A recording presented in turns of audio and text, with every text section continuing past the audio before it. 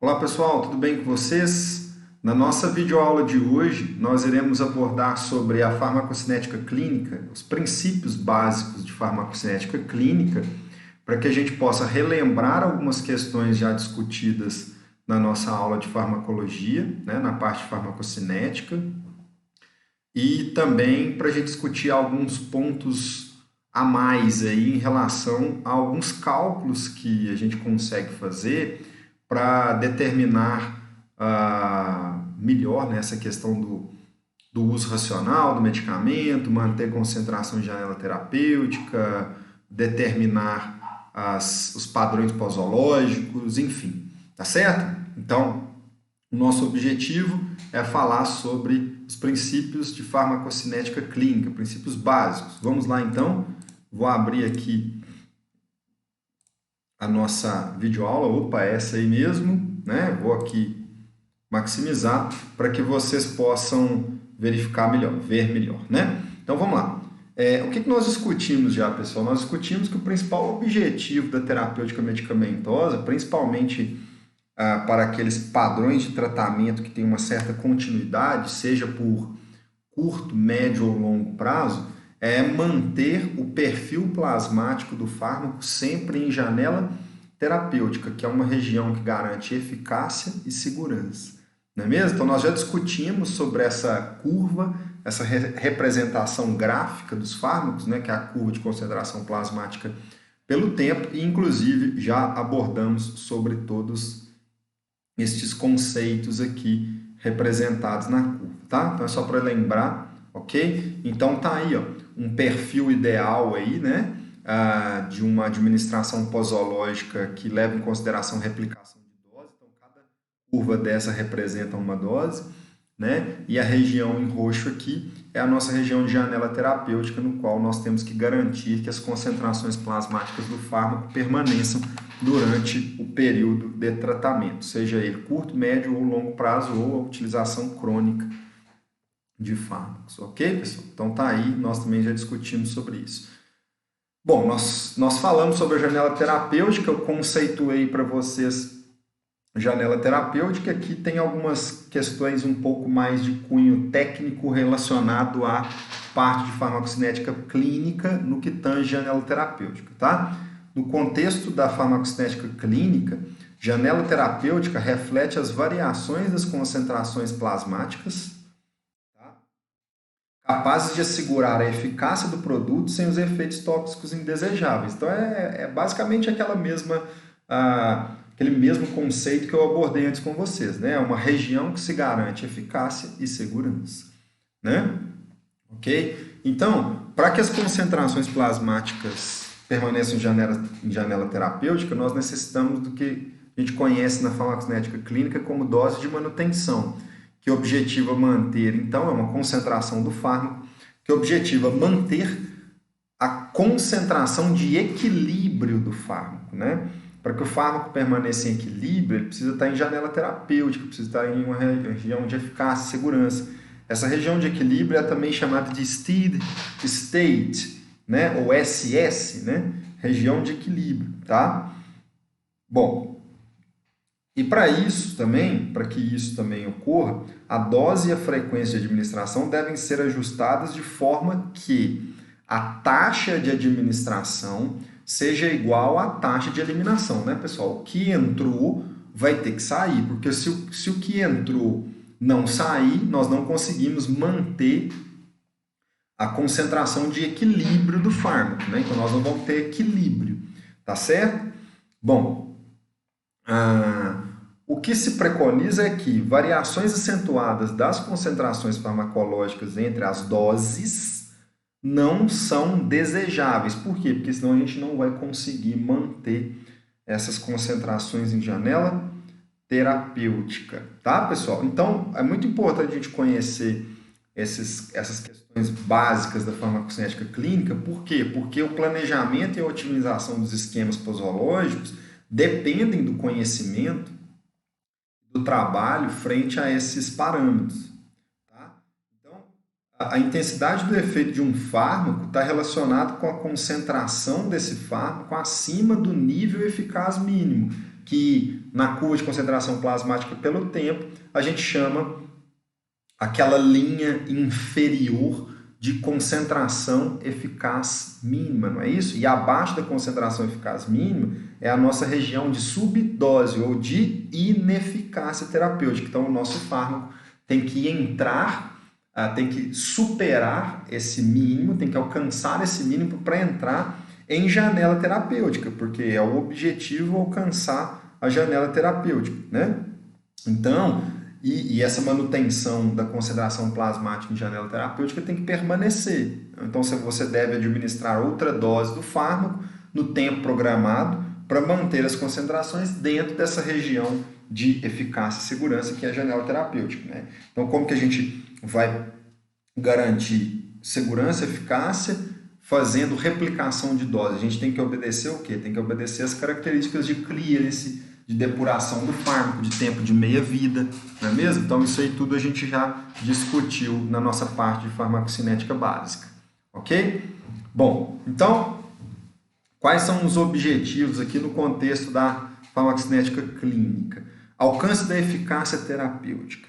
Para alcançar a eficácia terapêutica, para o sucesso da terapêutica medicamentosa, devemos manter as concentrações plasmáticas do fármaco sempre em equilíbrio, no estado de steady state, tá? Sempre em janela terapêutica. Garante eficácia, garante segurança, né? Então, isso vai amenizar o surgimento de reações adversas, de eventos adversos, tá? E, claro, vai servir para que nós possamos determinar uma relação dose-efeito quantitativa aí para garantir a eficácia. Ok, pessoal? Bom, então os principais parâmetros discutidos na farmacocinética clínica para análise para essas discussões são esses aí que eu estou apresentando para vocês na tela do computador, né? A biodisponibilidade, representada pela letra F, vocês já sabem por quê, né? Que ela é representada pela letra F, porque para questões de cálculos, né? A questão matemática, a gente fala sobre fator de biodisponibilidade, não é isso? A taxa de administração, o volume de distribuição aparente, né? Que realmente é representado pela letra V ou pela letra VD, tá? Volume de distribuição. A depuração, que é o clearance, depuração ou clearance, né? Que mede a taxa de filtração glomerular das moléculas, das substâncias. A constante da taxa de eliminação, que é representada pela letra K, e o tempo de meia-vida, tá? E a própria depuração de creatinina, que é o clearance de creatinina, que é um parâmetro que é utilizado também no contexto de monitorização terapêutica. Certo? Então, são esses aí os principais. Claro que nós vamos focar em alguns, né, pessoal? Porque é mais importante para a gente dar esse direcionamento. Tá? Então vamos lá, vamos começar pela biodisponibilidade, né? Biodisponibilidade, como eu disse para vocês antes, é o coração da farmacologia, né, pessoal? Então a biodisponibilidade é um dos principais parâmetros que trazem para aquele identificam, né, na verdade, que nos dizem que aquele fármaco ele é eficaz, né? Ele tem uma eficácia. Então, o que é a biodisponibilidade? É o percentual ou a fração da dose administrada que alcança a circulação sistêmica do paciente, né? Após a absorção. Então, em outras palavras, é a quantidade de fármaco absorvido ou que alcança a circulação sistêmica e que está, então, biodisponível, está disponível para ser distribuído e alcançar a biofase, para interagir com os receptores, não é isso? Então, nós discutimos bem sobre isso. Tá? Bom, aqui tem uma equação. Na verdade, eu vou mostrar para vocês duas equações. A equação 1, que é a distensão da absorção, e a equação 2, que é de forma farmacêutica, que está relacionado com a biodisponibilidade, ou seja, com a dose efetiva, né? Para que vocês possam entender esse aspecto. Vamos lá. A equação 1, ela trata da extensão da absorção, ou seja, o quanto é absorvido do fármaco após uma dose desse fármaco em forma farmacêutica, que vai ser administrado, tá? Então, a fórmula é a seguinte, a quantidade de fármaco absorvido, ou que alcança a circulação sistêmica, que a gente chama de dose eficaz, nós já até fizemos esse cálculo, né? Em outras aulas, é igual a dose administrada, né? Vamos lá, deixa eu ver aqui. É isso mesmo. Tá, ok, pessoal. Então, essa fórmula é a seguinte, ó. Vou partir por exemplo para vocês entenderem melhor, tá? Vamos lá.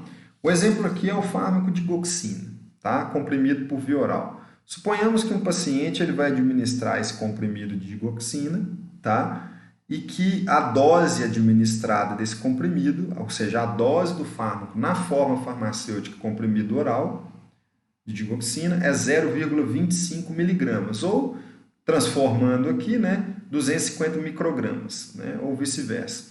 E eu sei que a digoxina, na forma farmacêutica comprimida, apresenta uma biodisponibilidade de 70%, ou seja, um fator de biodisponibilidade de 70% ou 0,7. Para a gente colocar nos cálculos, pessoal, a gente tem que transformar o percentual em número decimal, ok? Beleza, então o que eu quero saber?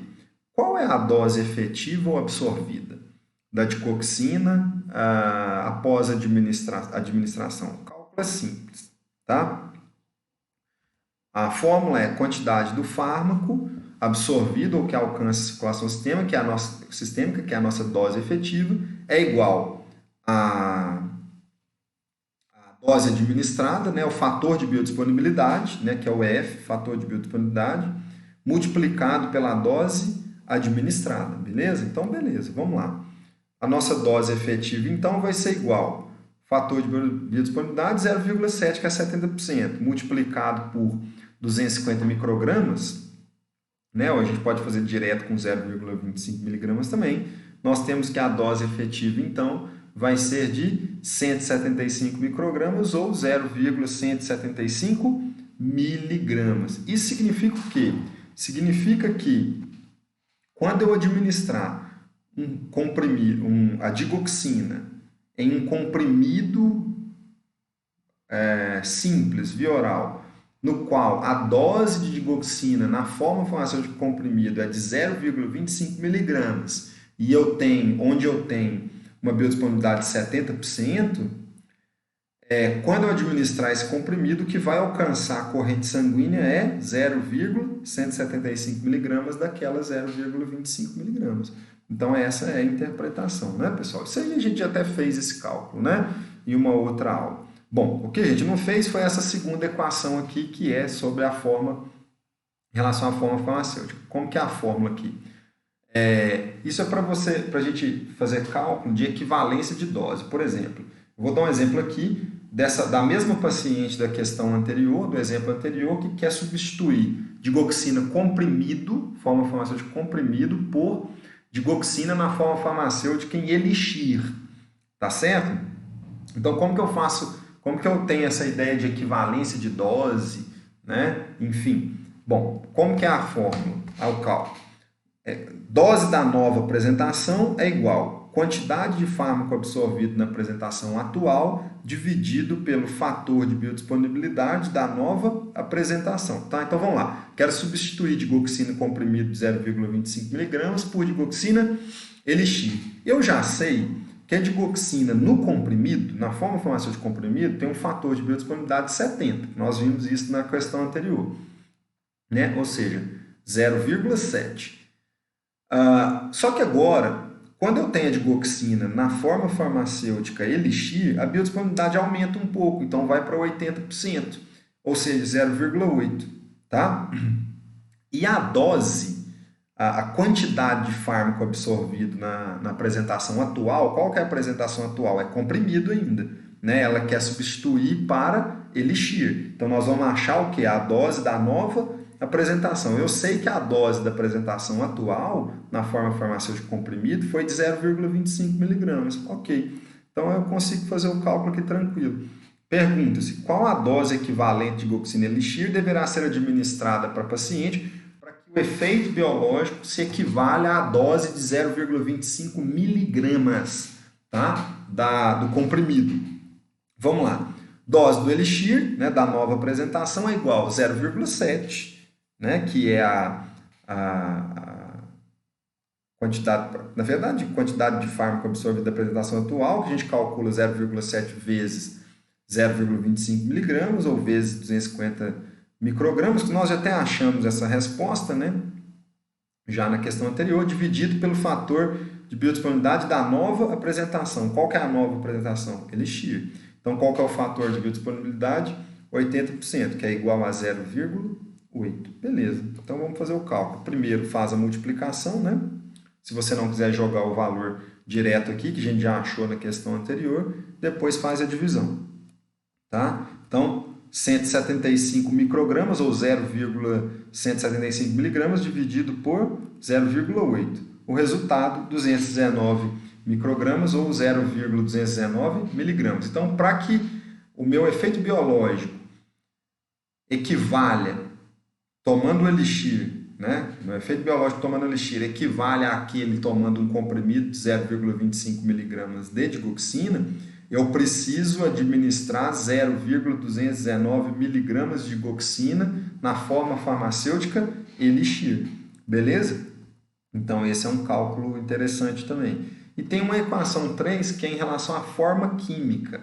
Tá? A forma química em relação a como que esse fármaco se encontra na formulação, na forma farmacêutica. Se ele tá em sal, na forma ativa, né? Enfim, forma inativa, né? A forma química, porque a gente sabe que a gente tem, por exemplo, profármaco, né? Que é uma forma inativa do fármaco, precisa sofrer biotransformação pré-sistêmica, prévia, né? Para liberar um metabólito ativo. Nós temos o fármaco já administrado na sua forma ativa, então a forma química é a equação 3 que está relacionada com a biodisponibilidade. Então vamos lá. Como que é essa equação da forma química? Quantidade de fármaco absorvido ou que alcança a circulação sistêmica, né, que é a dose eficaz, é igual. Esse S, o que é esse S? Fração do peso molecular da forma ativa, que é um sal ou um éster. Tá? F, que multiplica. F, o que é o F? Fator de biodisponibilidade, que multiplica dose. Que dose? Dose administrada. Né? Ok?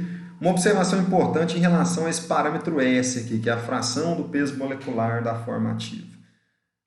Quando um fármaco for administrado na sua forma ativa, ou seja, quando ele não é um profármaco, ele é administrado na sua forma ativa, o S é sempre igual a 1. Então, nós vamos trabalhar basicamente com fármacos administrados na sua forma ativa. Né? Ok?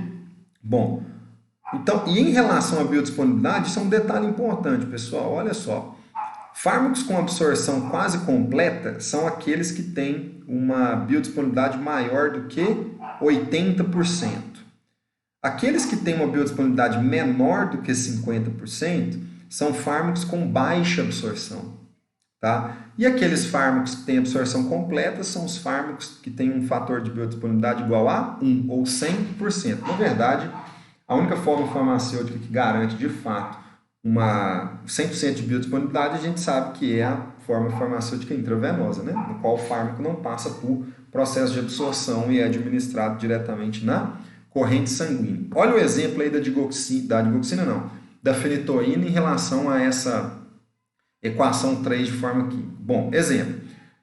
300 mg de fenitoína sódica com um S igual a 0,92. Opa! Então isso quer dizer que a fenitoína ela não é administrada na sua forma ativa, então por isso que o S, que é a fração do peso molecular da forma ativa, é menor do que 1, não é igual a 1. Isso, a fenitoína ela não é administrada na sua forma ativa, né? A fenitoína ela é um profármaco, digamos assim, né? Então o S não é igual a 1, então é 0,92, tá?